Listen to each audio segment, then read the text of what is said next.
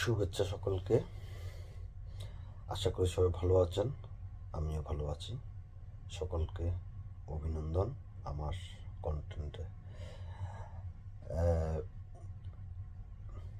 কাল শুক্রবার সৌদি আরব সহ আরবের বিভিন্ন সবগুলো দেশ এবং বিশ্বের বিভিন্ন দেশে ঈদুল আজহা অনুষ্ঠিত হবে এবং আগামী পরশু শনিবার বাংলাদেশ, ভারত উপমহাদেশ সহ বাংলাদেশ সহ আরও বিভিন্ন দেশে ঈদ অনুষ্ঠিত হবে।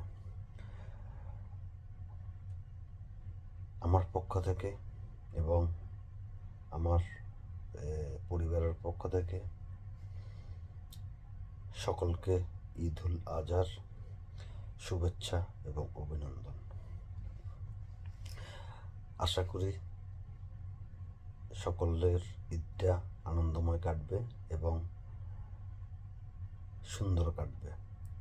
সকলকে অভিনন্দন এবং শুভেচ্ছা। অ্যাকচুয়ালি ঈদুল আজহাতে আমরা দেখি যে পশু জবাই করে মুসলিম ধর্মাবলম্বীরা ঈদুল আজহা পালন করে, যেখানে সারা বিশ্বের সকল মুসলিমরা পশু জবাই করে মহান স্রষ্টাকে খুশি করার চেষ্টা করে। কিন্তু আমার মতে যে আপনি কিছু টাকা দিয়ে একটা পশু কিনে এনে ঈদের 2 দিন আগে অথবা 1 সপ্তাহ আগে একটা পশু কিনে নিয়ে এলেন, এনে পশুটাকে জবাই করলেন, জবাই করে সৃষ্টিকর্তাকে খুশি করলেন, ওর থেকে ভালো তার পাশাপাশি আপনার নিজের ভেতর, আপনার অন্তরের মধ্যে যে পশুত্বটা আছে,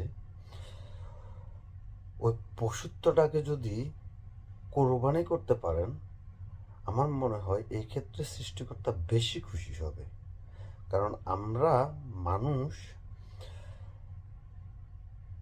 মানুষ পৃথিবীর সর্বশ্রেষ্ঠ প্রাণী বলে আমরা নিজেদেরকে বিবেচনা করি, কিন্তু আমরা একটা জিনিস দেখেছি, আমাদের ভিতর সবচেয়ে বড় হিংস্র যে জানোয়ারটা আছে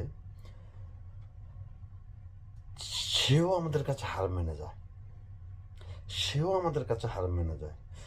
তো আসুন আজকের এই ঈদের দিনে আমরা সকলে একসাথে প্রতিজ্ঞা করি যে আমরা পশু জবাই করার পাশাপাশি নিজের অন্তরে থাকা যে পশুটা আছে